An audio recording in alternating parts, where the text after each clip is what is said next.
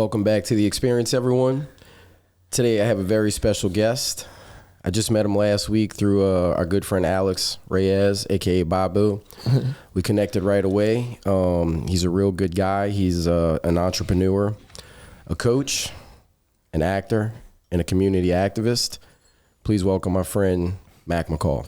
Thanks for coming on, dude. Thank you, Eric. I appreciate you. Happy to be here. Appreciate that. So what's going on, man? How's everything going? Good. What's how long have you been acting? So, about 15 years. Okay. How many movies you been in? 3. Okay. And I know back earlier in the green screen room you were talking about what you said it was? So last week was the pre-premiere of The Big Shark. Okay. Tommy Wiseau's second movie. Okay. So that was a pretty cool event. Went to that last week. And where was that local or would you have to go for that? So he did the premiere at Canal, Britannia Canal. Gotcha. Yeah, I love that Canal place. Yeah. With like big part, little part, or just? So I was the ref in the boxing match.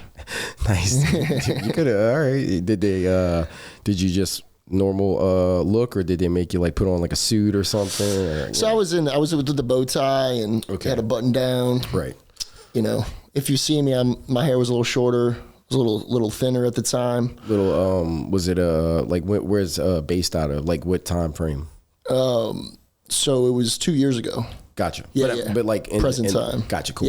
Cool. Nice, dude. Nice. Are you as far as like the activist stuff? Like what what does that tell people a little bit about that? All right. So I have what's called the Lionheart Community. It's a nonprofit foundation. Yeah. And then we also have a sector called Lion Cubs. Gotcha. So we work with seniors, the youth, people in recovery, and the homeless. Okay. We're about to start working with the VA. And what like for people that don't know, what is it? We developed what we call the full spectrum health system. Right. Mind, body, spirit. Nice. We go to these communities and we teach them how to design their own workout plan, build a healthy diet, and manage their emotions through mindfulness. So meditation techniques, breathing exercises, positive affirmations. Okay. Yeah. Is this like, how did you develop this on your own, or did somebody help you? Like, how did you get this idea? So I developed this on my own through my own experiences. Okay. So I've been through life experiences. Yeah, life experiences. A few big ones. I was sexually abused when I was a child, and that led to drug addiction. Okay. And I was also in a couple bad accidents. So okay. I had to reach out to other things. Working out was always the thing that helped me get through these things. Mm-hmm. And then I got into dieting when I was working out. Right. And the big thing I came across was meditation, mindfulness. Who did you learn that from? So I learned it actually on YouTube. Okay. This guy, Aaron Dowdy, who I still follow. Guys like Joe Dispenza. Yeah. Jay Shetty. Jay Shetty, yes. I look up to guys like that, like Lewis Hose, the School of Greatness. So I learned that you can rewrite the script, so to speak, in your mind to create a brighter reality for yourself. Right, like you basically replaying your life and manifesting the life you want. Yeah. Okay. You can reprogram your mind. That's badass. By meditating. Damn, dude. So I mean, like, how long would something like that take? Like, how long did that take you to now? Because obviously you're doing it. Yeah. So it's I've been doing it for about 6 years, and it is a practice. Meditation practice. So you have to practice this daily, or at least almost daily. And the best times to do it is in the morning and at night. Those are the best times to reprogram your brain. Wow. And to see the first beginning little sparks, 21 days is recommended. So do it for 21 days straight, say 10 minutes in the morning, 10 minutes at night, and you will see a positive change in reality within 21 days, 3 weeks. So how does one meditate? Because I think, everybody gets confused. Even I know I did. Yeah. It's like, especially if you have ADHD. For sure, man. And it's like, are you silent? Are you thinking? Are you not thinking? I guess there's. Yeah. All good questions, man. So there's 3 techniques that I teach these communities. So the first one is you put your hand over your heart, because that connects your heart and your brain. Okay. And your heart is 1,000 times more electromagnetically charged than your brain. And this is scientifically proven. You can read Power versus Force by Dr. David Hawkins. Okay. And when you push intentions through your heart, there's 1,000 times more of a chance of them coming true. So say it's a simple intention. I want to have a good day, and you push that through your heart rather than through your logical brain. Right. There's 1,000 times of more of a chance of it happening. Gotcha. So that's the first technique. Gotcha. The second is breathing. So breath. Breath is life. That's something I learned in acting school. Breath work. Yeah, breath work. So just... Are you supposed to like do it like in through the mouth, out through the nose, or is it? That's a good question too, man. I mean, it's whatever you feel comfortable with. Okay. I just did it in through the mouth, out through the mouth, but you can go...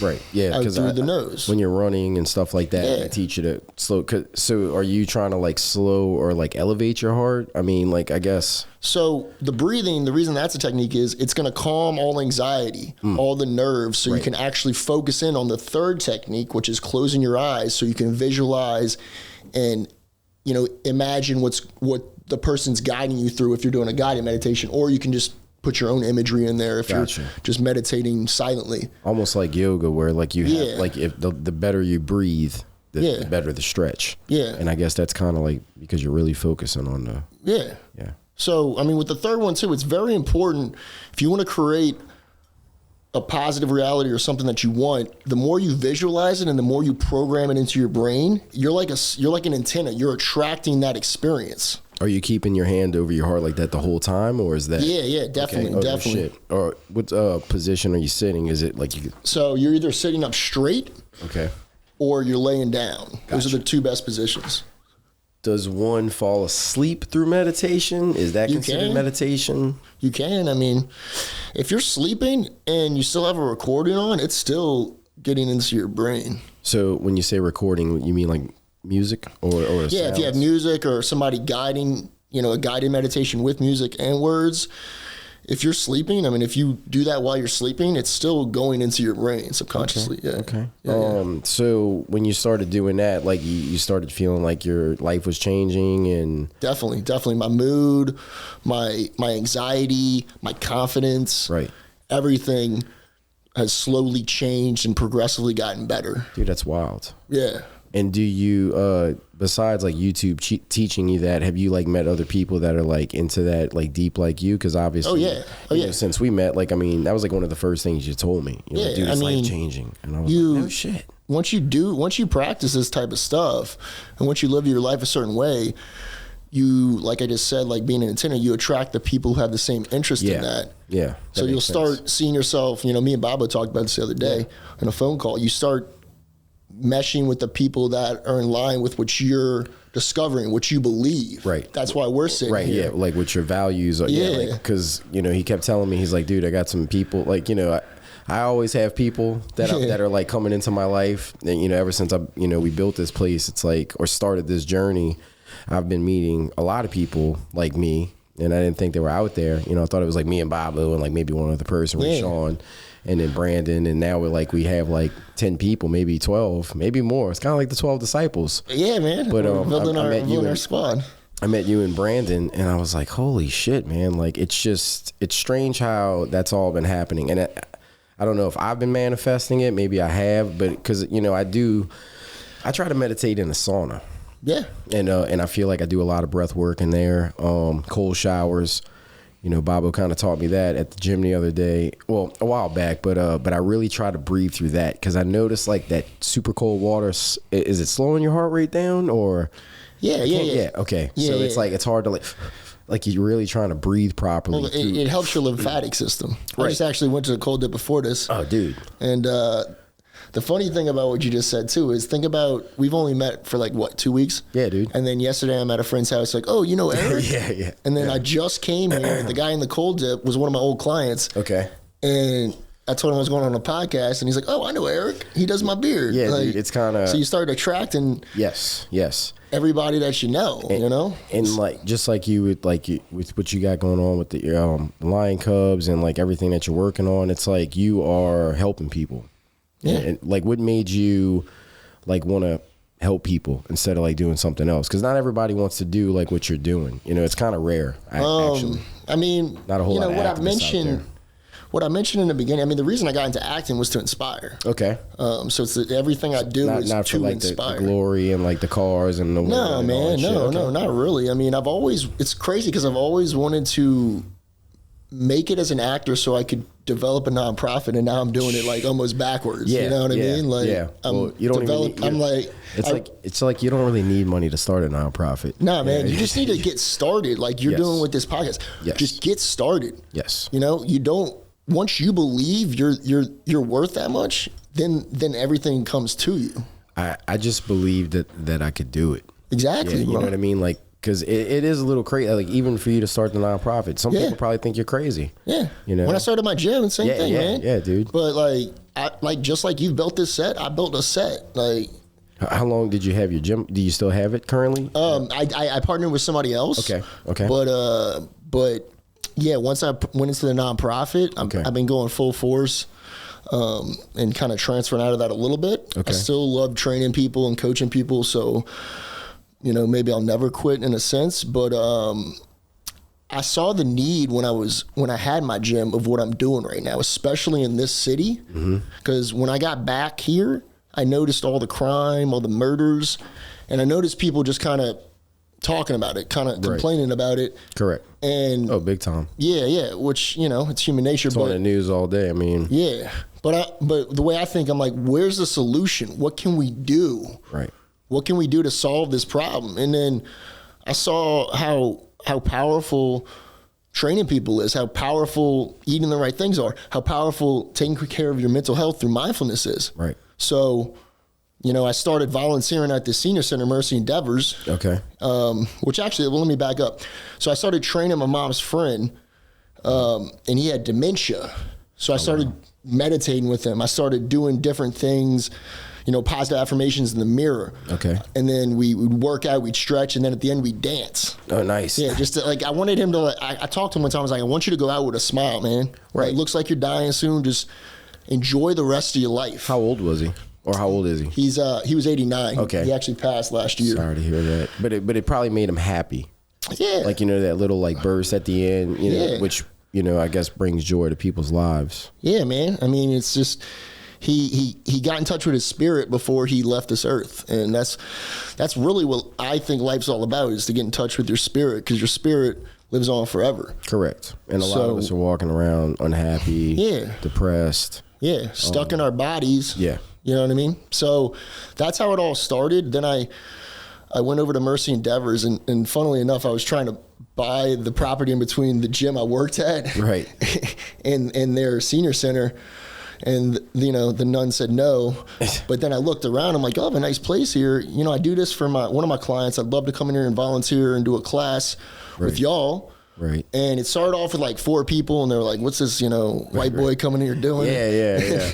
And now it's 30 people, and they look forward to it every week. I look forward to it every week. It's the best part of my week. That's awesome, Going in there and you know, doing that class, meditation with Mac. Yeah. For Mercy Endeavors. I like that, dude. Yeah. And then when I had my gym, I started health workshops at schools. Okay. And then it was another hit. You know, the kids were you know, loving the meditation. They were loving the working out. They were coming alive. So that's what made me be like, this is something I got to do. This is something I really got to do. So I started a 501c3, registered that. It's not an easy process, but I got it done. Then I just got into a school, and now I've been traveling. Like, what age groups we talking?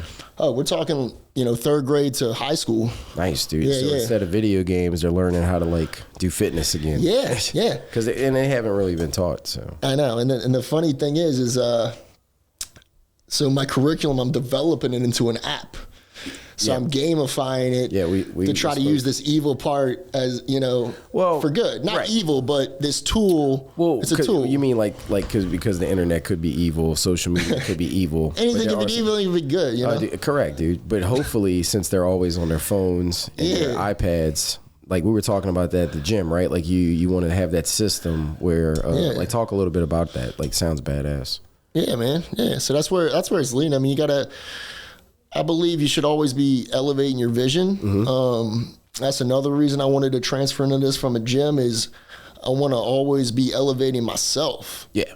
In between what I'm doing. So, you know, I just saw this best pro boxer in New Orleans in the hot tub before weigh-in before this fight a couple weeks ago, and he knows what I'm doing. He's like, man, it must be a lot of work, and I said, yeah, man, it is. But you know what the real work is me working on myself in between all these things. Right. Because if I don't elevate myself, if I don't push myself, then nothing grows. Right. So, well, I mean, if you're not pushing yourself, if you're not being hard on yourself to be a better person, you know what I mean? It's not, because most people aren't willing to put the work in. Honestly. Yeah, unfortunately, man. But that's why I believe this system is so important, is because if you can unlock that potential that's in everybody, Correct. It's in everybody. Correct.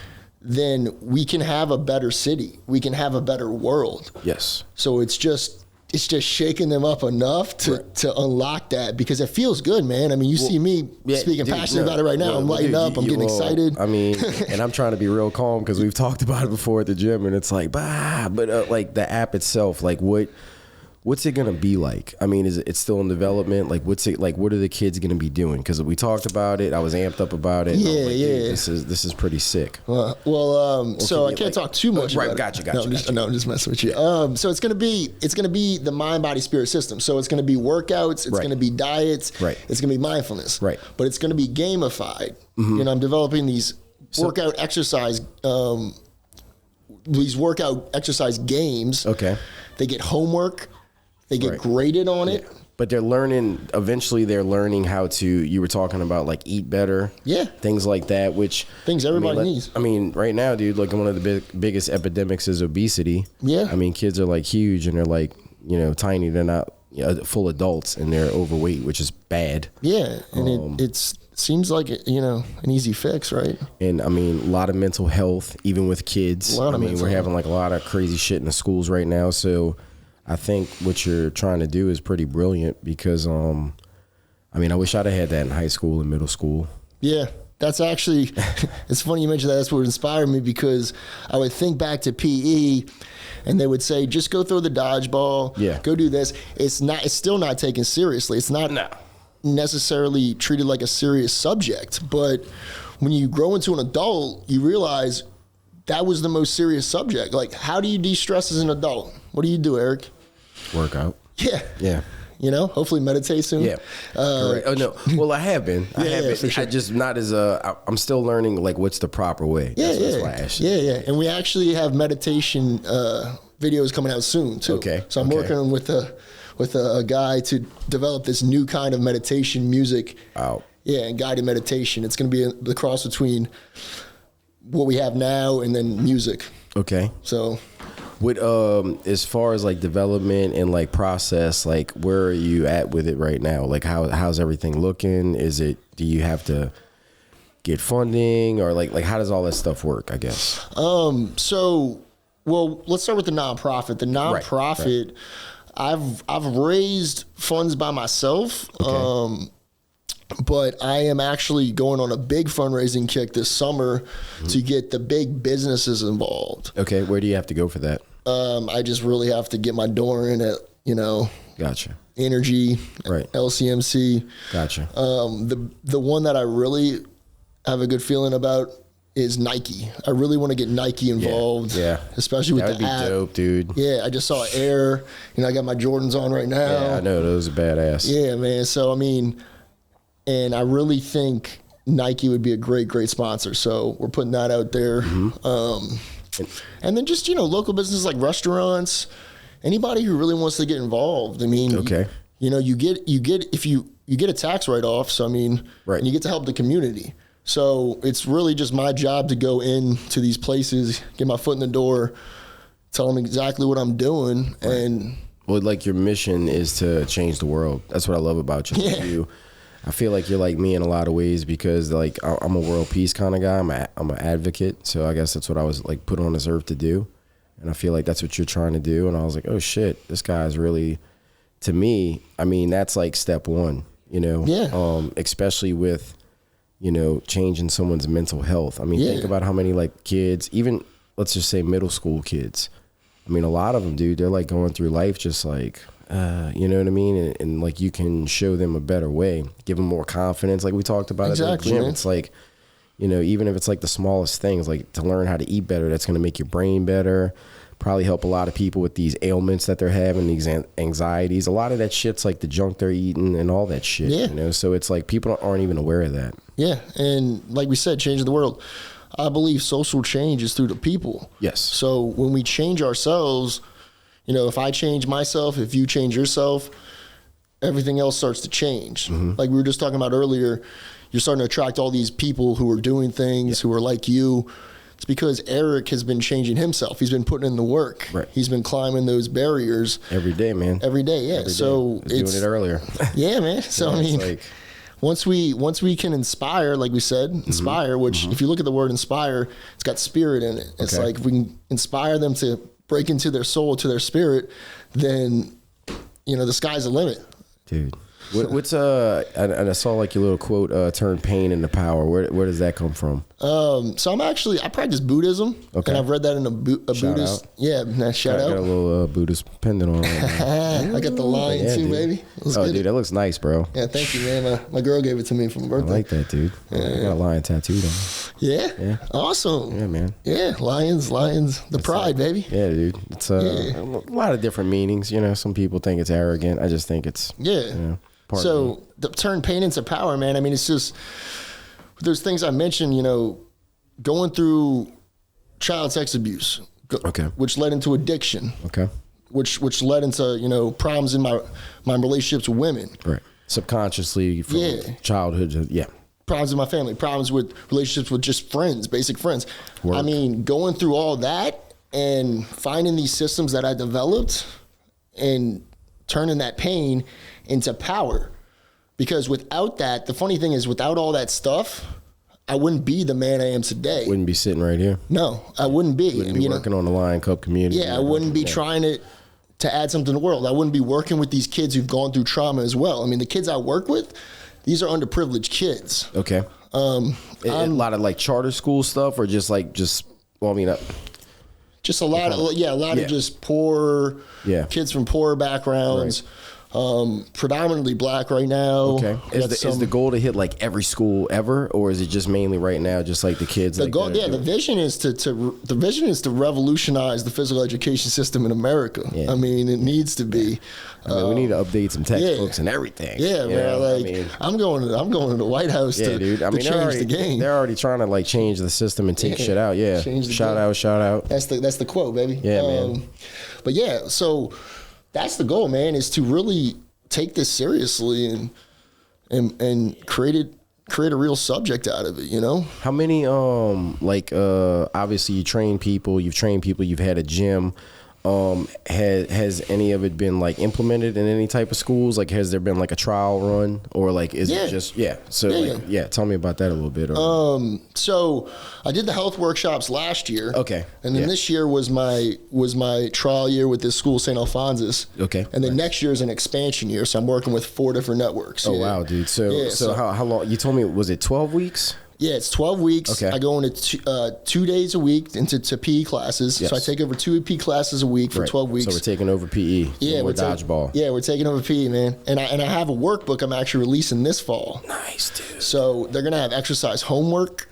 They're gonna have mindfulness homework. They're gonna be tracking their diet. Gotcha. This is going to be stuff that some adults aren't even doing. But hopefully, as it grows, like you said, the PE coaches, like they're going to like learn the curriculum, right? Like it'll be just like, it'll be the thing. Yeah. And you'll be surprised, man. I'm not, because there are some good PE teachers out there who are doing the things or trying to do the things I'm doing. There's a lot of good teachers out there still. Yeah. So we're not throwing salt on that. There's a lot of good PE teachers out there who I can learn from, but they need help as well. Right.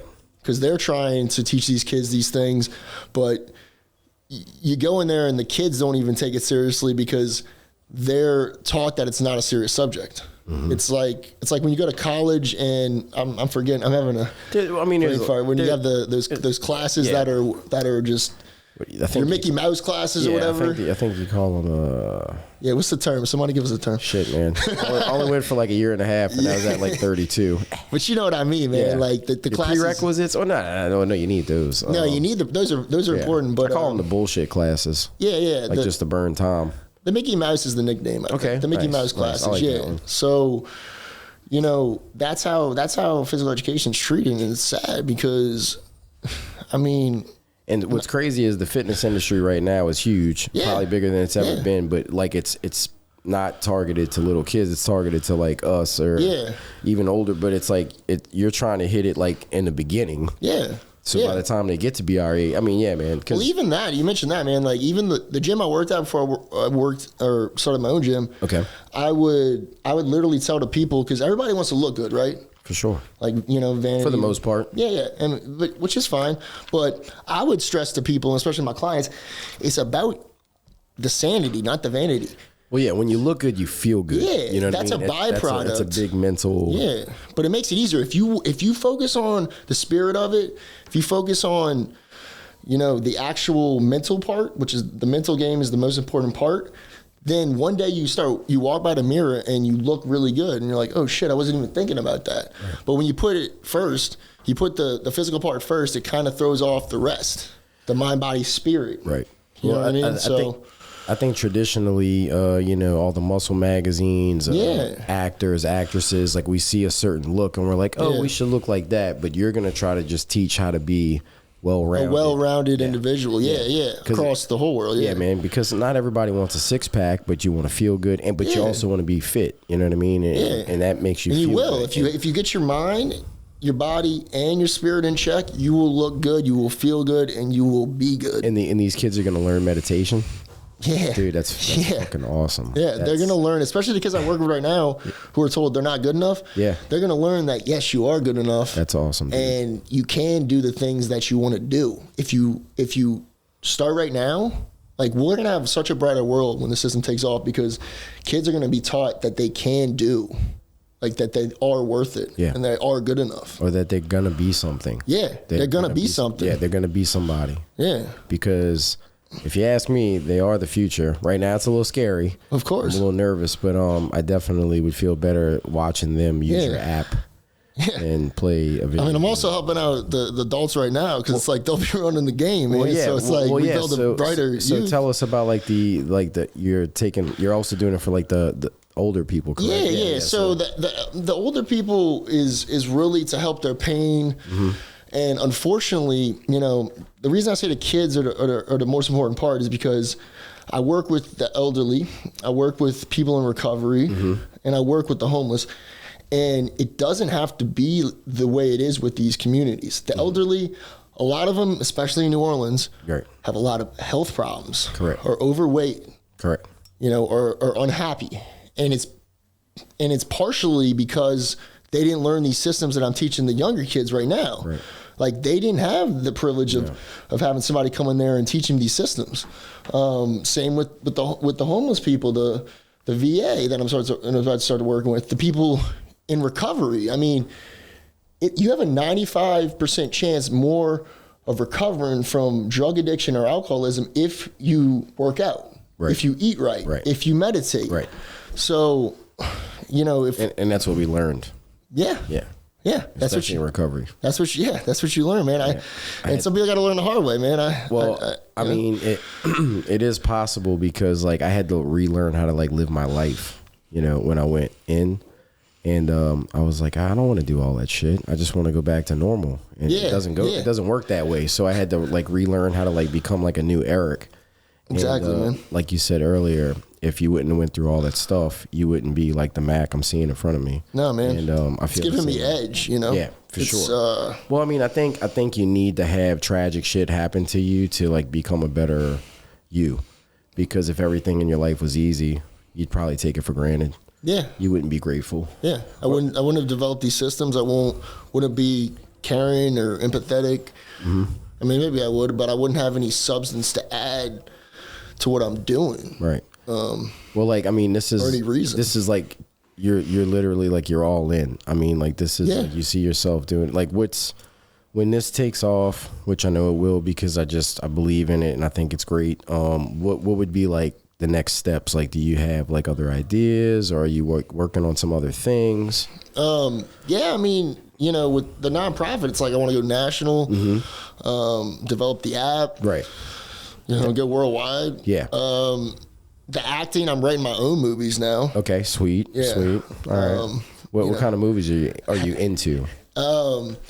So man, it's funny, man. I always liked mob movies because I'm Sicilian, right? And, Nice. And I've been writing a movie about Carlos Marcello, the biggest mob boss here, and probably, if you look into it, the biggest one ever. Right. And he was actually, people think that he you know, was a part of the assassination of JFK. Okay. Which, if you look into that too, there's a story there. Oh shit. But the crazy part is he's you know, cast as the villain, but the Kennedys actually, their campaign was funded by the mob. I mean, Really? Yeah. Like, their dad was in with the mob. They were running alcohol during Prohibition. So they got into office and then they turned on the mob. Dude, what? I know, yes. And then he dropped off, you know, Robert Kennedy dropped off Carlos Marcello in Guatemala and was like, find your way back. And he found his way back, and then JFK gets offed and Robert gets offed. So you're writing a script of something like that. The anti-hero. Yeah, no shit, man. Yeah. And the funny part is, Eric, I've always wanted to play a monster, but I think I'm going to cast myself as Robert Kennedy. Hey, man, why not, man? You know? I mean, dude, I think you can pull it off. Actor. Yeah. What? How long have you been writing that? So it's been about 2 years now. Damn, dude. Yeah. How do you like? You just sit down for hours, or do you just like write notes? I mean, I don't know. I just write, dude. I don't know. I visualize things. So I just, whenever I visualize it, I kind of write it down, play with it. You know, things like that. Wow. And like one day, hopefully, get it on a big screen. Yeah. Dude, that'll be the shit. Yeah. That's a whole nother animal to find funding for, right? I know, man. I mean, the movies I want to write, bro. I mean, the other one's about the church, and both these movies would probably get me killed. Right. Well, hey, man. Hey, you're still alive here, so yeah. All right. Yeah. I feel like if you go about it the right way. Well, yeah, man. I mean, everything's possible too, right? And I think it's timing. I think it's when the world's ready for it, and it's the way you tell it. You know, especially with the Marcello story. He's still got family. I mean, I'm not gonna bash him. I'm gonna tell the story. There's been no really phenomenal mob movies in New Orleans, and it was a huge part of the mafia. There's a lot of mob things that I've, you know, family stuff that I've seen in like other parts of like different states. Yeah. And then when somebody like that's from there is like, oh yeah, man, they had this and that, and you're like, holy shit, they were doing all that. So it was a big deal. You know, for a long time, kind of still is, sort of here and there. It's just, I just didn't know like New Orleans was like heavily deep into it like that. That's pretty cool. Yeah, man, they just had their shit together. They kept it on the wraps. Yeah, I mean, this would be like a perfect city to film it in. You wouldn't think of like New Orleans as like a mob city, you know? Yeah. We get critiqued on other shit, so that's pretty cool. It's definitely when you start looking into it, it's definitely a mob city. It still kind of operates in certain ways as a mob city in certain communities. So. Right. Yeah. How long have you been like a coach? So, you know, it's funny, Eric. So in 6th grade, I won speech night. Okay. At Christian Brothers, and I was a coach talking to his players at halftime, but obviously I wasn't actually talking to players. I was talking to parents, and I was yelling at parents, and I got first place for yelling at parents as a coach. Yeah. It was crazy, man. So I mean, I was always into working out. It was always how I found my release. Right. So before I was actually paid to be a coach, I was, you know, coaching my friends. Even when we were like partying, dude, we'd be in the driveway benching, smoking cigarettes. No shit. You said you wrestled also? Yeah, so wrestled. Like before you said, did you win state? So no, I quit during junior year during Katrina, and once Did you have to move? Did y'all move? Or? Yeah. I moved. So I moved to Houston. I went to Jesuit in Houston for a little while, and then came back, and then we actually went to night school at St. Martin's. Oh wow! Yeah. What the hell? I know. That's wild. Yeah. The rest of the time? Just for that year. Okay, and then we went back to the Jesuit campus on Banks for senior year. So your whole life you've been into fitness, and how old were you when you started acting? I mean, I would say that night, I won that. that started your that started you were starstruck right there, dude. Started that's when I knew I wanted to be an actor. How old were you right there? I believe I was 12. Yeah. Dude, so you got first for like yelling at parents? Yeah. That's fucking nuts. Yeah, man. And it's like I blacked out too, man. I mean, well, you went into the zone. Yeah. You were like tunnel vision. Yeah. And I always gravitated in 8th grade, I had a speech class and are you into like any like Toastmaster stuff, public speaking? Like, are you in any of that? I mean, no, I mean that's what I got to do now with what I'm doing, right? Right. But like presenting and. But every class in college when I had public speaking, I accelerated in it. Okay. My mom, I told you earlier, was on the new Fox News, and my dad was a politician. So it's like kind of like I guess it's in my genes to do something like this. Did they try to like ever like groom you like, Mac, you're gonna be this person, or like did they want you to be like your own person? No. I mean, my dad always said that. If we want to flip burgers, and we're happy, that's cool. He's like, just make sure you got enough money, but you make enough money. I mean, but it's funny you asked that because my mom, she was after the news, she was on this Catholic TV show with Archbishop at the time. Okay. And they had a set at WLAE. And as a kid, I would be playing on a set and visualizing myself being on a show, on like a talk show or on the movies by myself. So you've had a lot of good practice, man. Yeah. I've had some, without knowing it, yeah. Yeah. So I had a lot of good practice. I definitely think this movie that you're writing, or movies, you'd be directing and starring in it? Directing, producing, acting, It's really crazy because Chris, I guess you would say he is our like lead guy for, I don't even know what to call it right now. I'm having a brain fart, but like I'm the producer of the show, I guess you would say. Yeah. And but not like in the movie industry, because like I'm always making the calls, booking the people, setting shit up. But that's not what a movie producer does, right? That's like total opposite, right? No, it's pretty much because I hear you get the money, you set up the location. I mean everything, bro.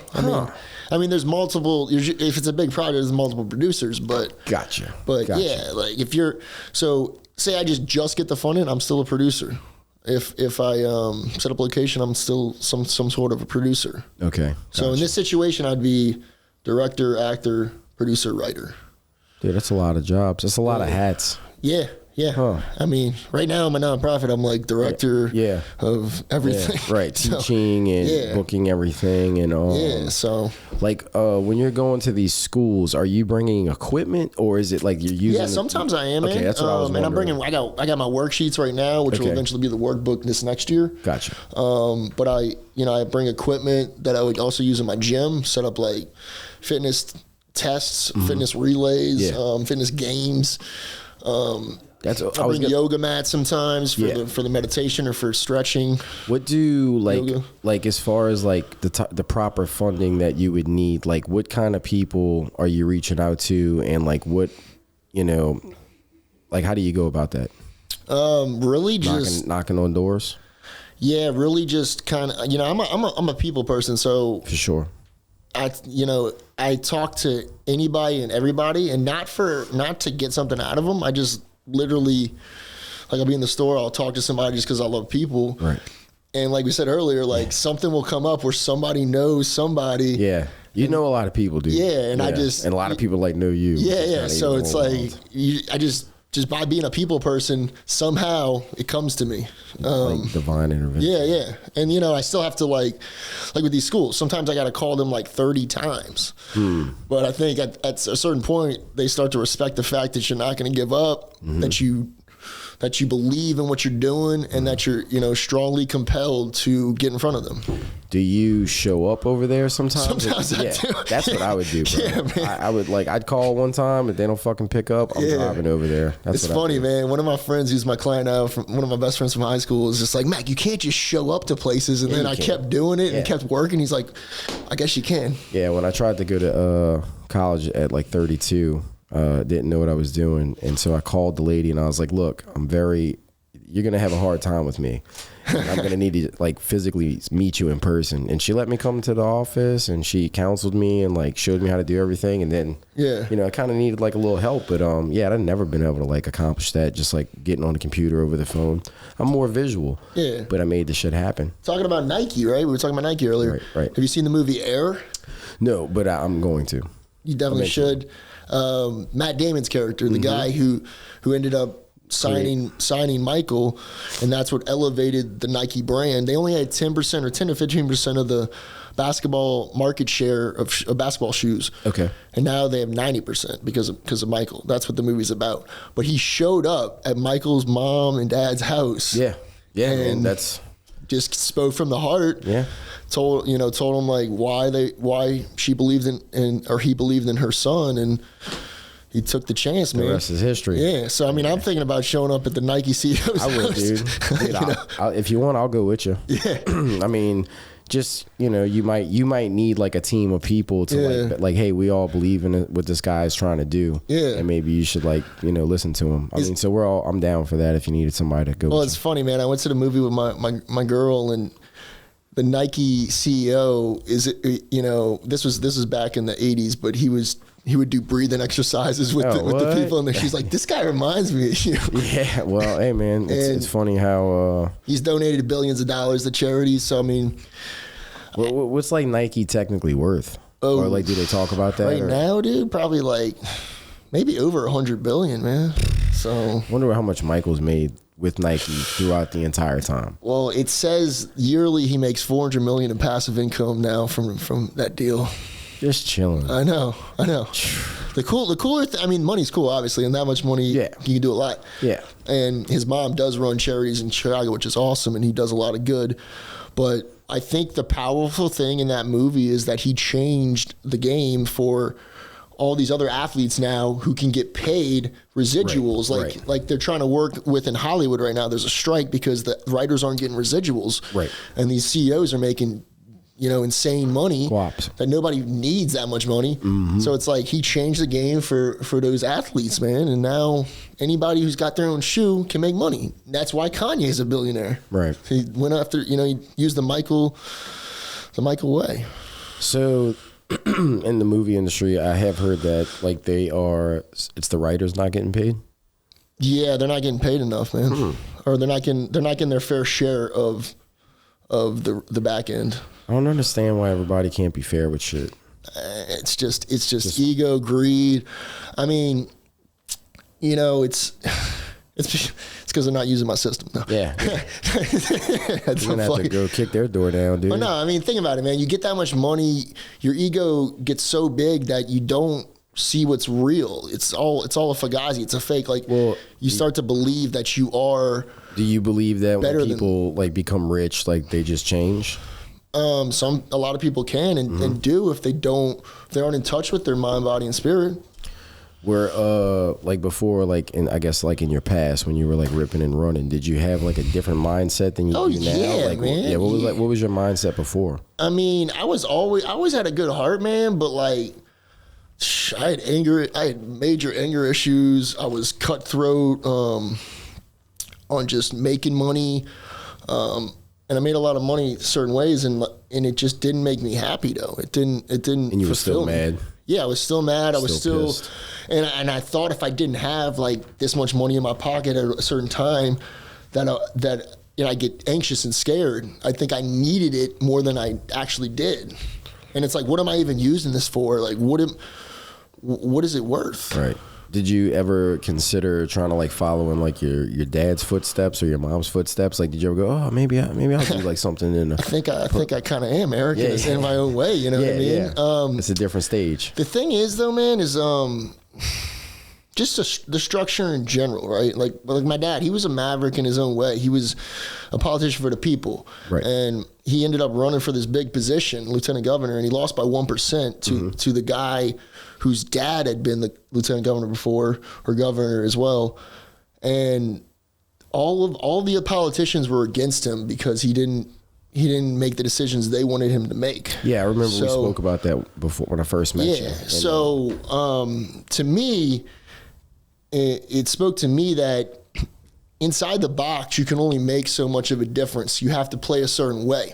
So me being an activist, because people have said before, Mac, you should be a politician. You know, I was called the mayor of West Hollywood when I lived in California. But I look at activism as a chance for you to be a citizen, a regular citizen, and do the same amount of good, but you don't have to play inside the box of the structure that's been built to keep the structure the way it is. Right. You know, like think about what you're doing right now. You're doing a podcast. What network do you work for? Myself. Exactly. So being in media, like if I were to go into media like my mom, well, you know, if I worked for Fox, I would go by Fox's rules. If I would work for the church, I'd go by their rules. Correct. But I'd rather be in your position, be on this podcast with you. Freedom of speech. And talk about what we want to talk about rather than have these, like you said, producers earlier, all these producers coming in, you can't say this, you can't say this, don't talk about this, we're cutting this. Yeah. Like, you know, it's not real. Yeah, well, I mean, you know, it's a Fugazi. Do you think it's the good old boy politics? Yeah, definitely, man. Good old boy politics, man. And it's like, it's time for it to end, really. Yeah, I believe that. Yeah, I mean, and I believe, man, and on a deep spiritual sense, it is ending slowly but surely. I believe COVID was a wake-up call for people. I mean, I truly believe we're going through a spiritual awakening on the earth right now. And the earth, which basically what that means, it's raising in vibration. So all this evilness can't survive anymore. And it's only a matter of time for it all gets eradicated. I think people are starting to wake up. Yeah. You know, because everybody's been asleep for a long time. But, you know, with that being said, people like me and you were a little bit different because we had to become awake a different way, right? Like you had to lose everything, you had to hit your rock bottom, of course, and then you woke up. Yeah. So not everybody is on that level too. So I guess it's really hard to. But you also got to take chances, man. Well, yeah. Well, a lot of people are scared to take chances, man. Yeah. I mean, doing this is a big chance. I know. Yeah. But look what you're doing. Yeah, look what you built. I already feel like I made it. Yeah, and that's exactly the mind frame you need to keep. 6 years ago, I was dreaming about this on a tugboat. Yeah, I'm trying to rebuild my life, listening to Joe Rogan. Yeah, and here I am. So it's been wild. Eric Falgout. With dude, thank you. Eric Charles Falgout. I just found out like what my name means yesterday. It's pretty sweet. What does it mean? Tell us. It stands for like a king and like a ruler. I never thought that about myself, but it does say like my personality is an advocate, which I just found that out, which is like public speaking, humanitarianism. You know, it's so I guess, and I'm a Virgo, so all that stuff is it's kind of coming full circle now. You know, you meeting my sponsor, who eventually we're gonna have on the show and interview him because you took his place tonight, which is kind of wild. Shout out Steve. Yeah, shout out Steve and Schultzkins. And it's just ever since I started this, man, again, I've been meeting a lot of people like me. And when I first got, sober, I didn't think that there was anybody like me except for the people that I went into meetings with, and I was like, oh shit, man. And a lot of us we're just trying to figure this thing out, right? Like we're just trying to be a better, Eric. I'm trying to be a better Mac. But then you start meeting other people like Mac and like Eric, and you're like, oh, there's actually somebody trying to like change the game, like trying to like change the world. Like you want to change the city, man. I've been wanting to move out of here for half my life. And like I met you in Brandon last week, and I told Bobo, I was like, okay, I'll stay a little longer. Yeah, man. We'll see what happens. Look, put enough of us together, and I think we can make shit shake. I mean, I know we can. And look, yeah. I've been back to LA a few times, even a lot this year. And dude, I'd love to be back in LA right now. Yeah, we talked about that. Going for the gold, going, A-list acting, blah blah blah. But I just love the weather. I mean, I can. Oh yeah. Yeah, I mean, it's the possibilities. You look in the mountain and you see all the possibilities. Here, it's more human. It's more enclosed. It's more depressive. But I do believe that God led me back here to do these things during COVID. I thought I was only going to be back for a few months. Okay. And then it ended up, I'm here almost 3 years now. Wow. And then I started a gym. I did all this stuff that's naturally me without even realizing it because it all happened so fast. That's beautiful. And you know, I'm from here. I went over there, learned these techniques, came back, like boomerang back here to teach these techniques, which the city really needs. And it's it's worse than when I left. And I left because I'm like, this city, you know, doesn't know what it, you know. Well, what's really funny is before Katrina, we were the #1 murder capital, right? Yeah. Katrina happened, and then you know, it took a while, but they cleaned shit up. But that didn't last long because now it's back. I mean, I don't know where we're at on that scene, but it's pretty bad. It's bad. It doesn't. I mean, I don't have to be the capital, but no. I mean, I you know, I cut a lot of people on a daily basis, and I have clients and people, close people I've been knowing for years that are like moving. They're getting out of here. Some people, and I'm just like, holy shit, they're moving. So to me, that a lot of people are scared, and a lot of people are just like fucking sick of living here. And when I meet somebody like you or like Brandon or Babu, and I'm like, oh, these guys, you know, not only are y'all smart enough and have the capabilities of like being like a leader or like a politician, if you will, like you have like the know and the pull. But I mean, if enough of people like us got together, we might be able to make, you know, a dent, you know? No, we definitely can, man. We definitely can. I mean, as I said earlier, it's through the people. It's through the people. So as we talk to more people, as we inspire more people, it's going to be a snowball effect. And going back to what I just said about the spiritual awakening, I'm going to share a little thing there in that book, Power versus Force. There's a scale of vibration. Okay. So at the bottom, there's like guilt, shame. Then you go up to like, they go 1 to 1,000, right? You go up to like 200, right? It's courage. Oh, wow. You know what vibrates at courage? Alcohol, liquid courage, right? Yeah. Then you go up to acceptance, 250. Weed vibrates at acceptance, right? So that's another reason why I also like don't use substances too with what I'm doing, is that you can only go so high with those. They make you feel better than shame, guilt, all the lower vibrations, but you hit a ceiling, right? Correct. So then you go up to 400, that's reason. That's where Albert Einstein vibrated at. Oh, okay. And the only reason he couldn't get to love, which is 500, the core vibration in the middle, is because he wouldn't let go of reason. He wouldn't let go of all that he knew.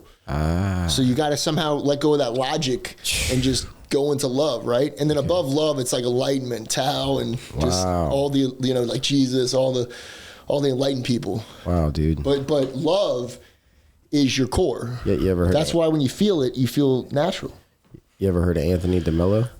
Yeah, of course I have, Steve. Steve Shaw. Hey, dude, I introduced Bobo to him last night, and I should have Anthony DeMello on this podcast. Well, you know, dude, he passed away because he had the cancer. Ooh. But I thought that was ironic because when he talked about enlightenment and being awake, and but for people that don't know who that guy is, y'all should look him up on YouTube, because psychotherapist, priest, if I'm not mistaken, and he was just he was a great public speaker. Oh, but of course. Just the shit he talked about, the enlightenment, philosophical. Man. He's like, "Are you awake?" You know, my favorite quote that Steve would say from Anthony is, "All I know is that I don't know." You know? What So next time you come on the show, we're gonna have you talk about some other topics, some things that you like talked on, but like what have for you. sure. So I'm looking forward to that, and I can't wait to have you back on. I can't wait to like start doing things with you behind the scenes. Of course, man. We'll talk, because Pablo's been ringing things in my ear. How can people find you? How can people get in touch with you? People that are watching the show and they're like, hey, I want to help that dude's foundation. I want to like contribute. Like, how can they find you? So you can go to my site, lionheartcommunity.com. Okay. You can go to the Instagram pages, lion_heart_community. Okay. Or lioncubs.org. Okay. Those are on Instagram. Just hit me up, man. Text me. Is that 504? Yeah. No, that's 424. Yeah. Wait, what area code is that? LA. LA. Yeah. Oh yeah. I'm not good with all the area codes. How long did you live there?